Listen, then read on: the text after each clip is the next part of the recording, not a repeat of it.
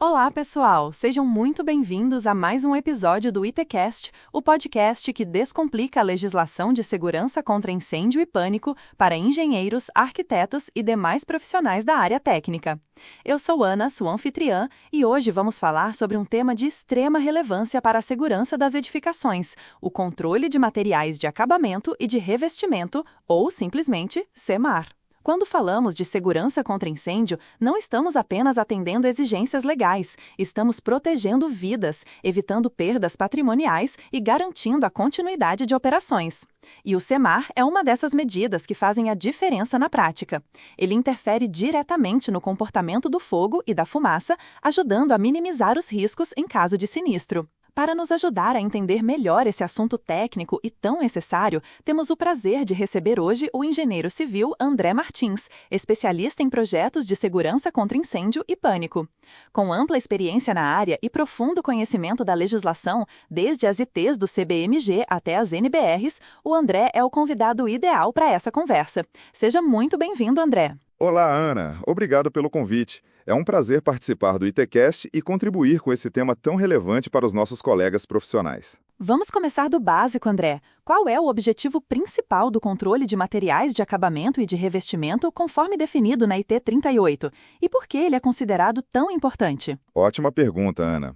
O SEMAR, segundo a IT 38, define os critérios que os materiais de acabamento e de revestimento devem atender em uma edificação, com foco em limitar a propagação de fogo e o desenvolvimento de fumaça. A razão é simples, mas crítica.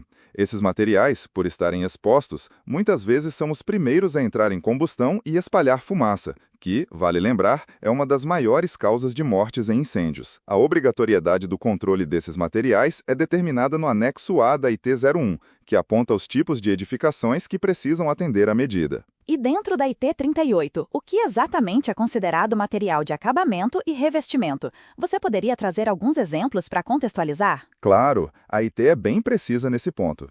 Acabamento são elementos que fazem o arremate entre componentes construtivos, como rodapés, mata-juntas ou golas. Revestimento é qualquer material aplicado nas superfícies, pisos, paredes, forros, em ambientes internos ou externos.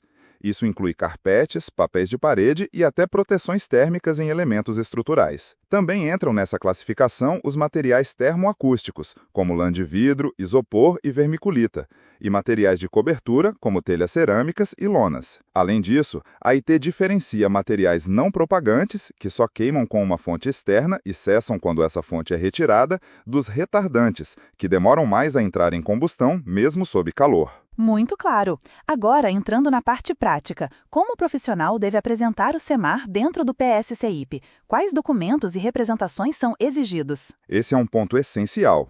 O projeto em DWG deve indicar, por meio de notas em planta, os materiais utilizados, especialmente se forem retardantes. Já no formato PDF, o principal é o quadro resumo do SEMAR, que deve ser preenchido conforme o anexo E.3.6 da IT 03 e o anexo B da IT 38. Esse quadro traz as classes dos materiais adotados conforme a tabela 4 da IT 38 e deve incluir os dados dos ensaios e normas utilizadas, como NBR 8600, NBR 9442 ou BSEN 1383. Se houver classes diferentes de material no mesmo ambiente, todas precisam estar discriminadas. E no momento da vistoria para o AVCB, é necessário apresentar a declaração de execução do SEMAR, assinada pelo responsável com a devida ART ou RRT. Mas, atenção! Se o material for incombustível, a declaração é dispensada.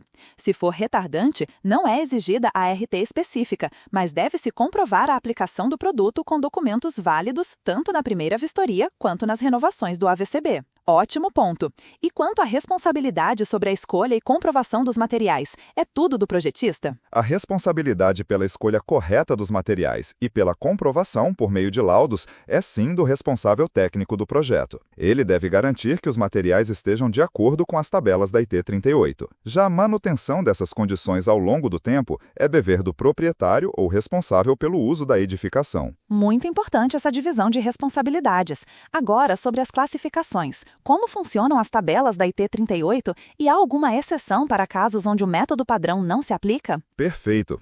As tabelas são o coração técnico da IT 38. Vamos por partes. Tabela 1, para pisos. Utiliza a NBR 8600, que avalia o fluxo crítico do material. Tabela 2, para paredes, forros e divisórias. Usa a NBR 9442, que mede o índice de propagação superficial de chama e a densidade óptica máxima de fumaça. Tabela 3, para materiais que não podem ser ensaiados pela NBR 9442, como os que têm miolo combustível, camadas espessas ou derretem ou retraem. Nestes casos, aplicam-se métodos como BS-EN 1383. Tabela 4.